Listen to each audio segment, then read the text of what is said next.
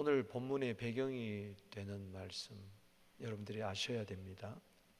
오늘 본문은 너무나 유명한 말씀이죠. 이사야 7장 14절에 처녀가 잉태하여 아들 낳으리니 그 이름을 임마누엘이라 하리라. 교회 어느 정도 다닌 사람은 누구나 다 아는 말씀입니다. 그러나 배경에 대해서는 잘 알지를 못해요. 우리가 그림 하나를 볼 때도 음악을 들을 때도 배경을 알게 되면 이것이 어떤 연유에서 이 그림이 그려졌고 이 음악이 작곡되었고 지금까지 왔는가, 그냥 보고 그냥 듣는 것보다도 배경을 알게 되면 더 마음에 와닿습니다. 성경을 이해하고 은혜 받는 것도 마찬가지입니다. 구절만 암송하는 것보다 배경을 아는 것이 참 중요합니다. 오늘 배경은 아하스 왕이에요. 여기 12장 1절에 보면 아하스 왕 때의 이야기입니다. 아하스 왕, 그러면 잘 여러분이 모르는데 유다의 12대 왕입니다. 그 아들이 여러분이 잘 아는 히스기야 왕이 됩니다. 히스기야 왕의 아버지가 바로 아하스 왕, 12대 왕입니다. 이 왕은 한마디로 악한 왕이에요. 선한 것을 조금도 찾아볼 수가 없어요. 역대하 28장을 집에 가서 읽어보시면 이 아하스 왕의 일대기에 대해서 잘 나와 있습니다. 아하스 왕은 20살의 왕이 됐어요. 그리고 16년 동안 통치하고 36세에 하나님이 그를 데려갑니다. 너무 악해서. 어느 정도 악하냐? 그 예루살렘 성전을 시리아의 우상 성전으로 바꿔버렸어요. 뜯어고쳐버렸어요. 그리고 어느 정도로 참 안하무인격이냐, 성전 문을 닫아버렸어요. 성전에 못 들어오고. 참 이런 왕이 어디 있습니까? 그리고 자기 아들을 우상에게 불로 화재로 갖다 바쳤어요. 불태워가지고. 그러니 그 당시의 사회상이 오죽하겠습니까? 하나님께서는 인생 채찍으로 그를 쳤어요. 특별히 주변 나라들로 하여금 공격하도록 만들었습니다. 그래서 그가 재임 기간 동안에 전쟁이 참 많이 일어났습니다. 북쪽 같은 동족 이스라엘도 쳐들어왔죠. 에돔이라는 나라도 쳐들어왔죠. 블레셋이라는 나라는 쳐들어왔죠. 아람, 지금의 시리아도 쳐들어왔죠. 마치 우리 남한이 있는데 북한이 쳐들어오고 중공이 쳐들어오고 소련이 쳐들어오고 일본마저 쳐들어오는 그런 상황입니다. 너무나 공고한 일들이 많았어요. 근데 정신을 못 차려요. 동네 골목마다 산당 세워놓고 백성들로 하여금 여호와 하나님 섬기지 말고 우상을 섬기라고 했어요. 왕이 스스로 나서가지고. 참 한심한 왕입니다. 그가 어려우면은 보통 하나님을 믿는 사람 같으면 힘들고 어려울 때에 하나님을 찾게 되잖아요. 그런데 역대하 28장 22절에 보면 아하스 왕이 공고할 때에 더욱 범죄했다 그랬어요. 따라합시다. 공고할 때에, 괴로울 때에 더욱 범죄하더라. 이게 아하스 왕에 대한 이야기예요. 오늘 본문에도 시리아 왕하고 이스라엘 왕하고 쳐들어왔어요. 그럼 하나님 의지해야 되잖아요. 아수르 의지합니다. 강대국을 의지하는 거죠. 하나님을 완전히 무시해요. 그래서 36살에 죽는데 백성들이 왕의 묘실에도 안 드립니다. 이건 왕도 아니다고. 그 정도 일반 무덤에다 그걸 던져버렸어요. 저는 역대하 28장 아하스 왕에 대해서 읽으면서 에레미야 17장 9절 사람의 마음이 참 부패하고 썩었구나. 전도서 9장 3절에 인생의 마음에는 미칠 마음이 있구나. 참 죄성이라는 것이 얼마나 무섭고 주위 사람들을 힘들게 하고 하나님마저 힘들게 하는가를 깨닫게 되는 거죠. 하나님은 그래도 아하스를 불쌍히 여기셔서 북이스라엘과 아람 나라가 시리아가 쳐들어왔을 때에 하나님께 기도하라 그랬어요. 그리고 은혜의 표징 징조를 구하라 그럴 때에 아하스 왕은 난 구하지 않겠습니다. 오늘 12절에 보면 따라합시다. 나는 구하지 않겠습니다. 기도하지 않겠다는 거야. 난 하나님을 시험하지 않겠다는 거야. 아주 건방집니다. 이런 아하스 왕에게 이사야는 뚱딴지 같은 이야기를 오늘 하고 있는 거예요. 즉 메시아를 보내주겠다 예언을 하고 있어요. 예수님 오시기 전 700년 전의 이야기입니다. 그러면서 괴로움이라는 단어를 써요. 오늘 이사야 7장 13절 말씀에 이사야가 이르되 다윗의 집이여 원하건대 들을지어다. 너희가 사람을 괴롭히고서도 그것을 작은 일을 여겨 또 나의 하나님을 괴롭히려 하느냐. 아하스 왕이 그랬다는 거고, 그리고 그 당시 사회 제약상을 고발하는 거죠. 죄라는 것은 사람을 괴롭힙니다. 하나님을 괴롭혀요. 여러분, 죄 짓고도 기쁘고 즐거운 사람은, 사기치고도 살인하고도 간음하고도 인생이 행복하다고 한 사람은 그야말로 미친 사람이에요. 그 정신 나간 사람이에요. 최소한도 사람이 죄를 지으면 고통을, 괴로워요. 그래서 공소시효가 오늘로 끝나면데도 어떤 범죄자는 그 오늘, 그 날만 넘기면 되는데 오히려 경찰서 가서 내가 범죄입니다, 내가 살인자입니다 하고 자기를 고발하잖아요. 감옥서 가잖아요. 그게 편하다는 거예요.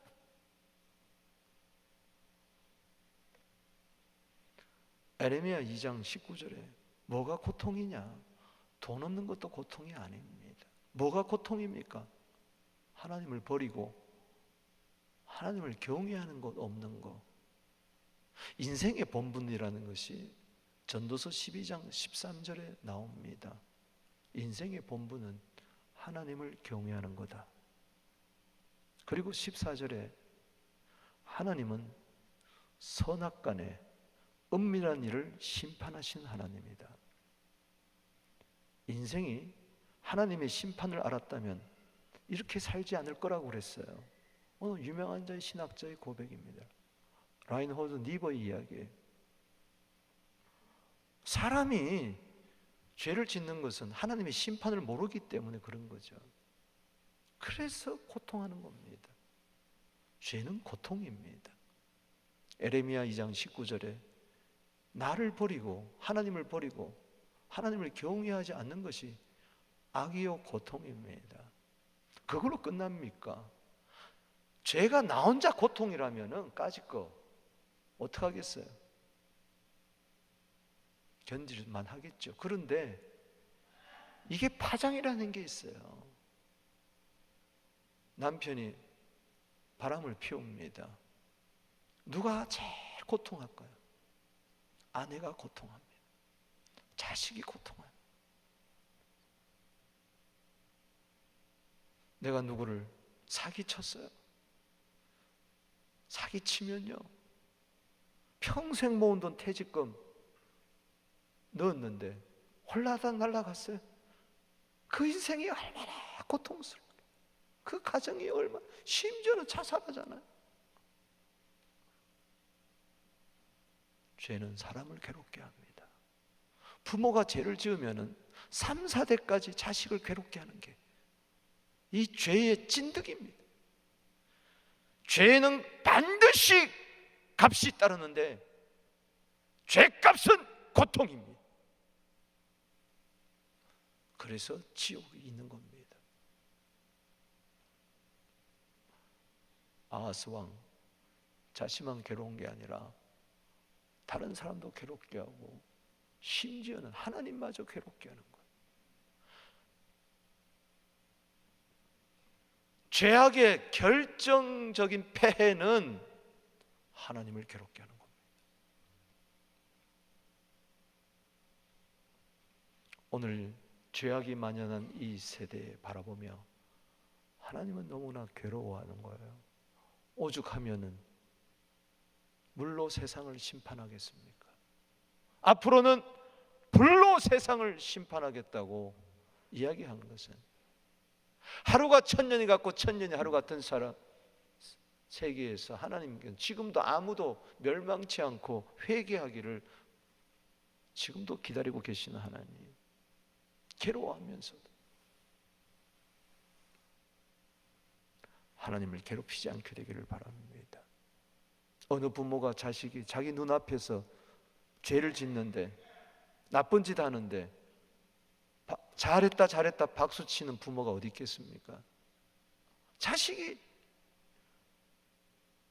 제가 어느 전두환 한국에서 택시 강도한 친구 대전교도소에 있는 무기징역 당한 그 친구를 전도를 했어요.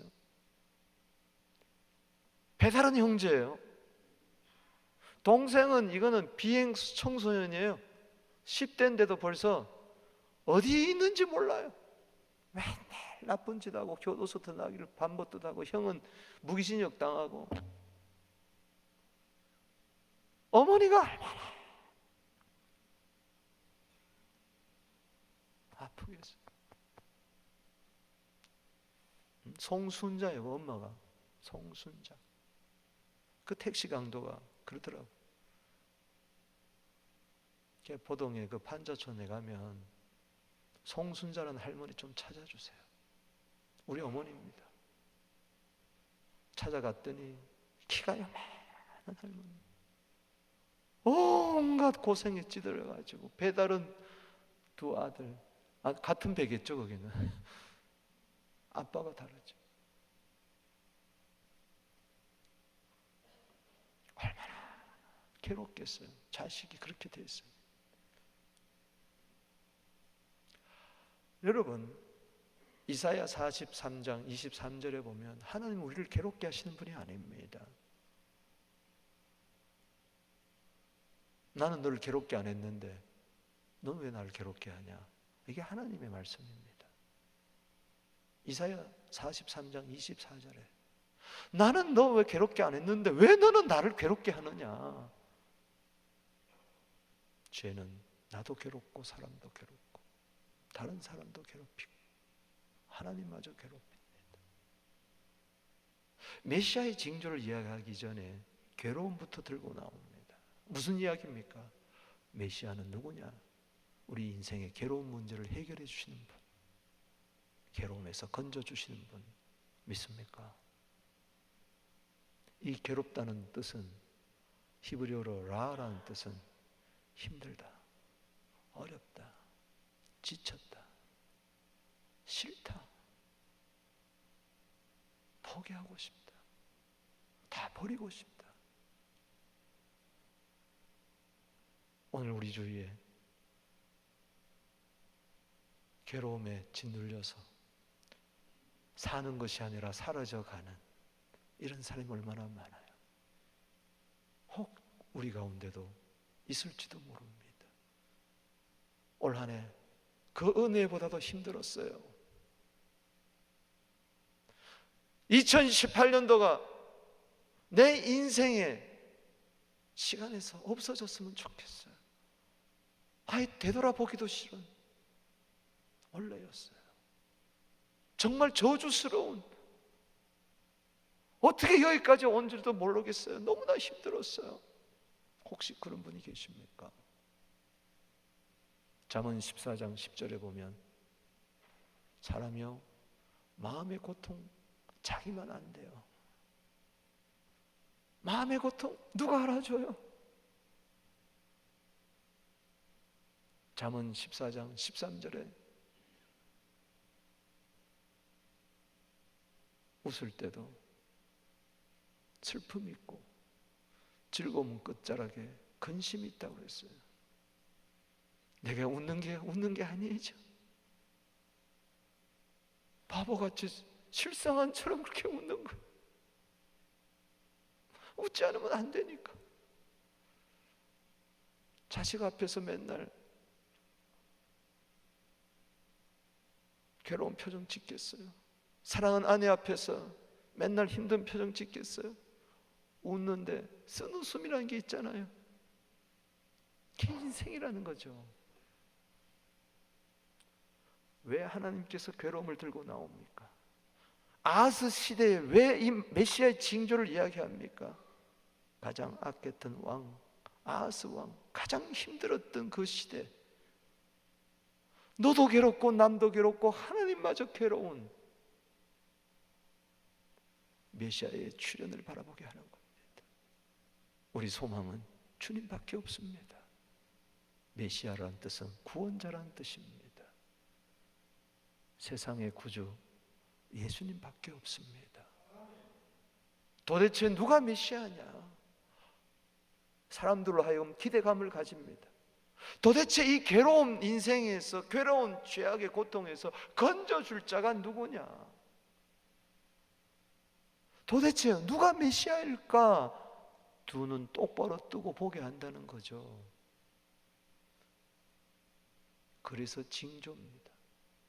네가 이 징조를 알게 되면, 이 징조를 보게 되면 이분이 바로 인생의 모든 괴로움, 너나 나나 할 것 없이 하나님마저 괴로워하는 그 모든 고통에서 건져줄 자다. 징조를 똑바로 봐라. 징조. 그래서 14절 말씀에 징조란 이야기가 나옵니다. 주께서 친히 징조를 너에게 주실 것이라. 이 징조를 오늘 보게 되기를 바랍니다. 이 징조를 발견하게 되기를 바랍니다. 이 사인을 내 마음에 새겨지게 되기를 바랍니다. 이 징조는요, 인간의 머리로 해석되는 게 아니에요. 지혜와 계시형이 임해야 돼요. 성령이 임해야 돼요. 이건 인간의 이성으로, 판단으로 깨달아지는 게 아니에요. 오히려 징조를 이야기하니까 픽 웃음심 이런 게 어딨냐고 그럴 수가 있어요. 그러나 내가 정말 배고프다면, 정말 내가 목마르다면, 정말 힘들다면 이 징조를, 메시아의 징조, 나를 구원한 자의 징조로 받아들일 것입니다. 그 자는 괴로움에서 벗어납니다. 기쁨의 인생, 평강의 인생, 행복한 인생으로 바뀌게 될 것입니다. 반전의 인생이 있을 것입니다. 징조 두 가지를 이야기합니다. 그 첫 번째는 뭐냐? 동정녀를 통해서 메시아가 온다는 이야기입니다. 14절 읽어봅니다. 시작. 그러므로 주께서 친히 징조를 너희에게 주실 것이라. 보라, 처녀가 잉태하여 아들을 낳을 것이요. 괴로움에서 건져줄 메시아. 메시아는 히브리 말로 구원자란 뜻입니다. 그 메시아가 처녀를 통해서 이 땅에 아들로 온다. 요즘은 결혼 안 한 자를 처녀라고 이야기합니다. 그런데 저 알마, 히브리 말로 저 처녀는 젊은 여자를 뜻하는데 남자를 가까이 하지 아니한 처녀를 이야기합니다.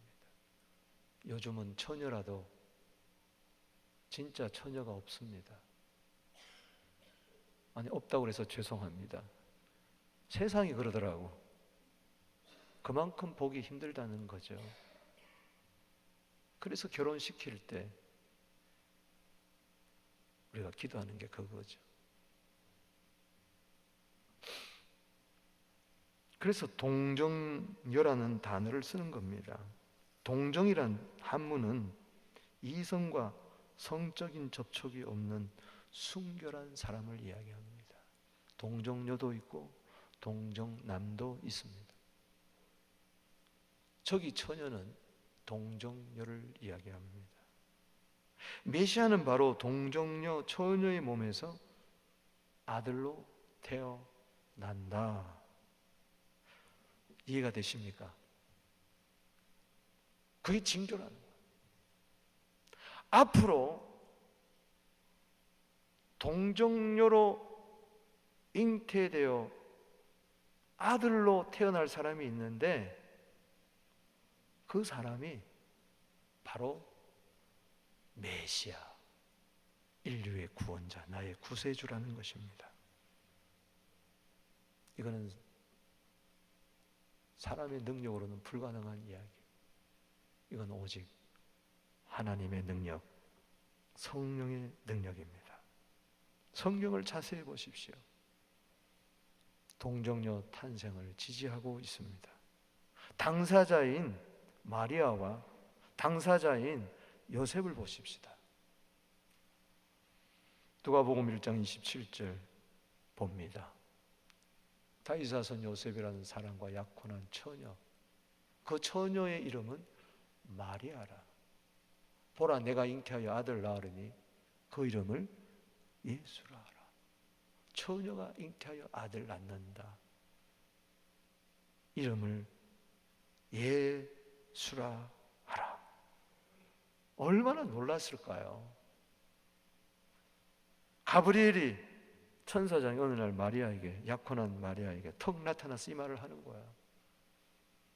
34절을 보십시다. 마리아가 천사에게 말하되 나는 남자를 알지 못합니다. 나는 동정녀입니다. 어찌 일이 있습니까? 나는 요셉과 약혼은 했지만 아직까지 가까이 하지 않았습니다. 천사가 말을 합니다.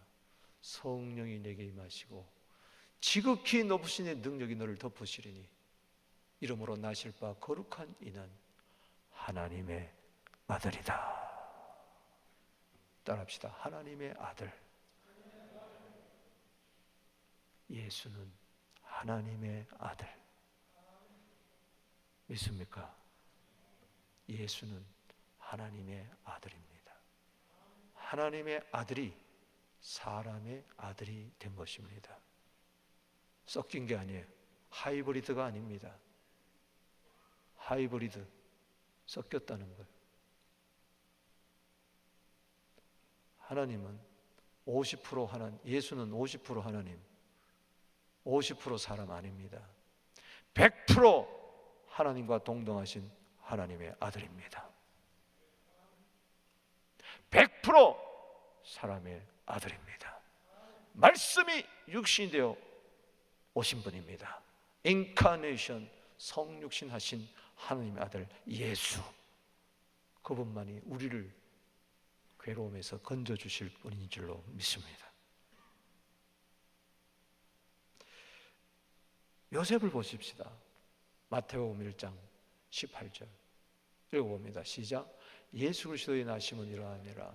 그의 어머니 마리아가 요셉과 약혼하고 동거하기 전에, 아직 동정녀였다는 거죠. 뭘로 잉태되었다? 성령으로. 남편 요셉은 굉장히 어려웠어요. 인격적이었어요. 이걸 드러내지 않고 가만히 해결하려고 했어요. 21절 봅니다. 이 일을 생각할 때 주의 사자가 현몽하여 이르되 다윗의 자손아 요셉아 내 안에 마리아 데려오기를 무서워하지 마라. 그에게 잉태된 자는 성령으로 된 것이니라. 아들 낳으니 그 이름을 예수라 하라. 예수의 뜻을 이야기합니다.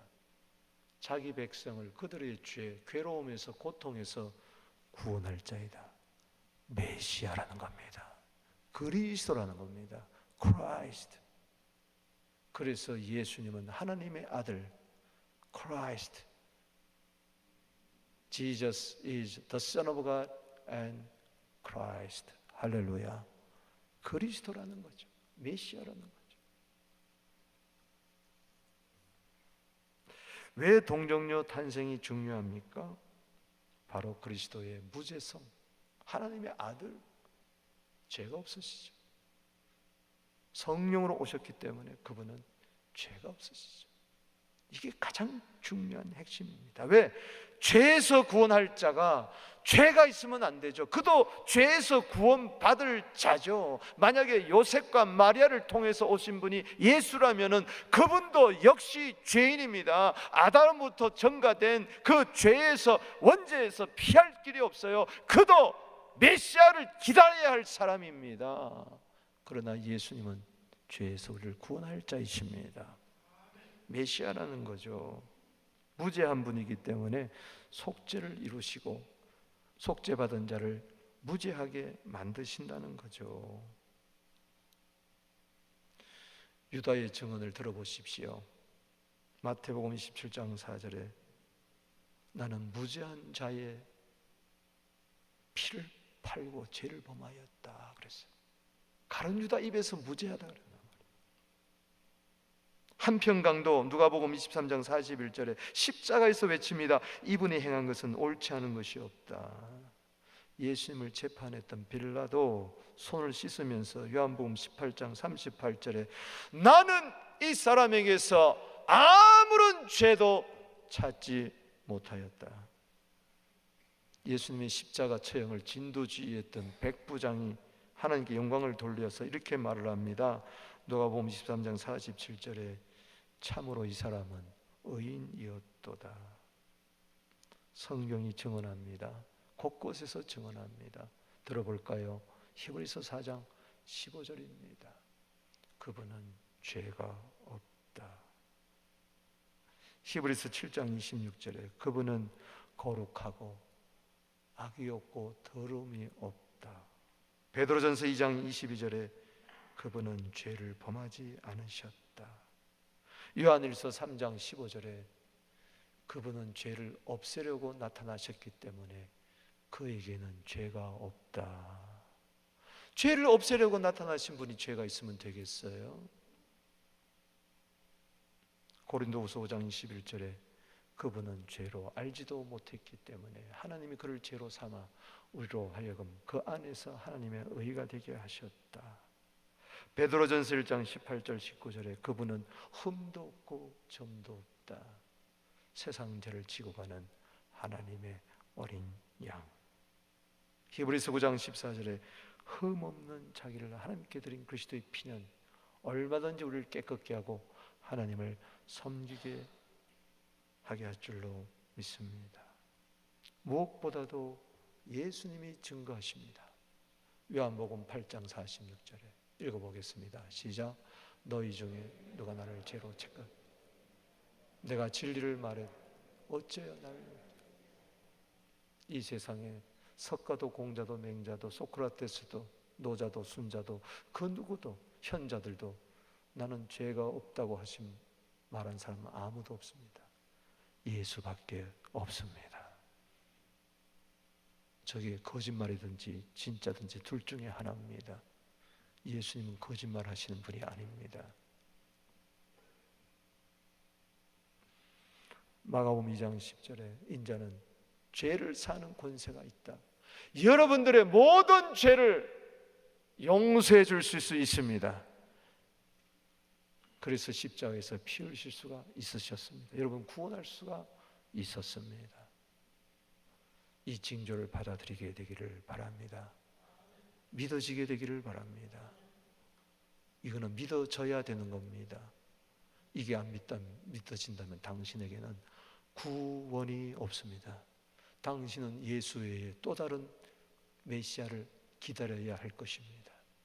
천하 인간의 사도행전 4장 12절에 예수 외에는 구원자가 없습니다. 메시아는 둘도 셋도 아니고 오직 하나입니다. 하나님의 아들 예수 그리스도. 그분은 죄가 없으시게 하게. 메시아의 자격이 유일하게 있는 분이십니다. 유일무이한 그리스도 예수. 오늘 그분을 믿게 된 거 감사하게 되기를 바랍니다. 또 하나는 징조, 괴로움에서 건져줄 그 징조가 뭐냐? 임마누엘 이름입니다. 14절 읽어봅니다. 시작. 그러므로 주께서 친히 징조를 너에게 주실 것이라. 보라, 처녀가 잉태하여 아들 낳을 것이요 그 이름을 뭐요? 임마누엘이라 하리라. 정말 눈물 나도록 고마운 일입니다. 그냥 14절 그냥 임마누엘이라 하면 은혜가 안 되는데, 괴로움을 이야기하면서 임마누엘 하니까 너무 고마운 거죠. 요셉에게 가브리엘 천사장이 나타나서 마태복음 1장 22절 23절에서 이 이야기를 합니다. 700년 전에 이사야가 한 이야기를 들고 나옵니다. 이 모든 일이 된 것은 주께서 선지자로 하신 말씀을 이루려 하심이라. 이사야 7장 14절이죠. 23절 읽어봅니다. 시작.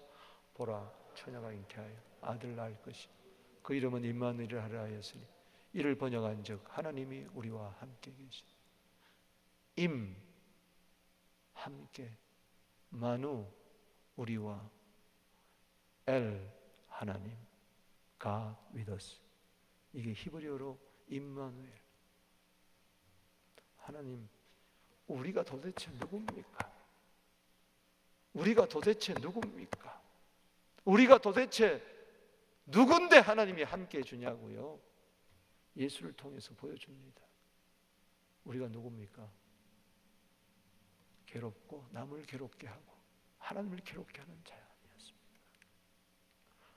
요한일서 3장 18절에 말과 혀로만 사랑하지 말고 행함과 진실함으로 하자는 말이 있습니다.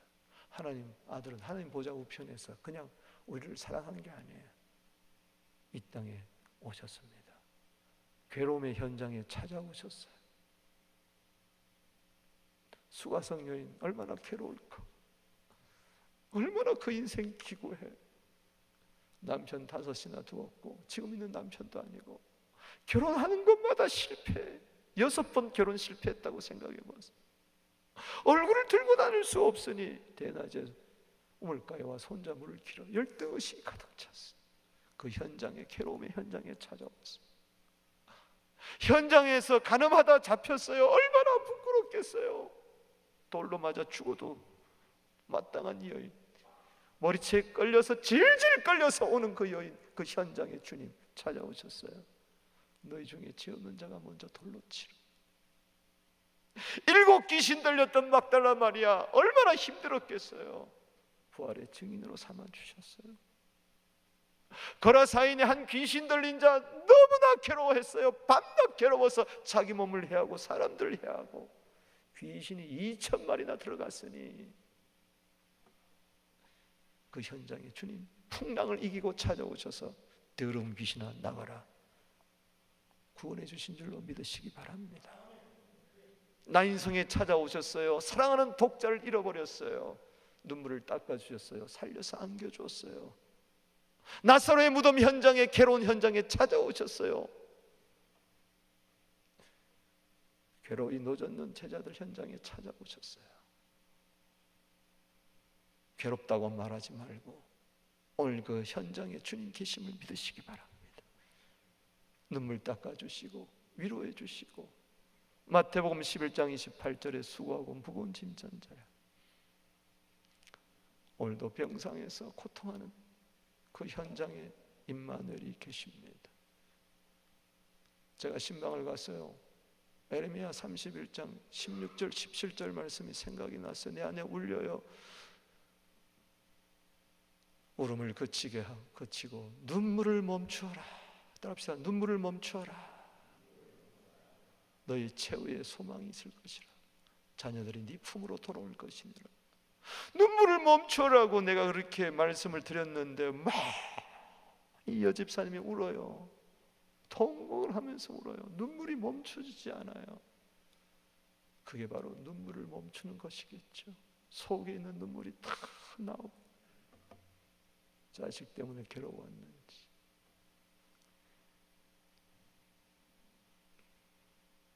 아픔과 함께하는 임마누엘, 눈물과 함께하는 임마누엘, 외로움과 함께하는 임마누엘, 더 이상 살아갈 용기가 없는 그 현장에 찾아오시는 임마누엘, 오해와 시기와 질투와 온갖 죄악 참상이 뒤범벅이 된 그 현장에 찾아오시는 임마누엘, 나의 눈물 담아주세요. 내가 너무 힘듭니다. 유리 방황하고 있습니다. 시편 56편 8절에 그 눈물병을 채워주시고 함께 아파하시는 임마누엘 예수. 오늘 임마누엘 예수가 없으면 내가 어떻게 살아갈까? 이 죄악의 문제, 삶의 고통 문제, 괴로움의 문제, 외로움의 문제, 죽음의 문제 어떻게 해결할까? 임마누엘 예수, 감사합니다. 고맙습니다. 갈라디아 3장 13절입니다. 저주받은 현장에 오셔서 저주의 십자가를 지신 예수, 내 저주. 에레미야 17장 5절에 하나님을 의지하지 않는 것이 저주인데 그 저주 문제 해결해 주시고 고통, 지옥 해결해 주십니다.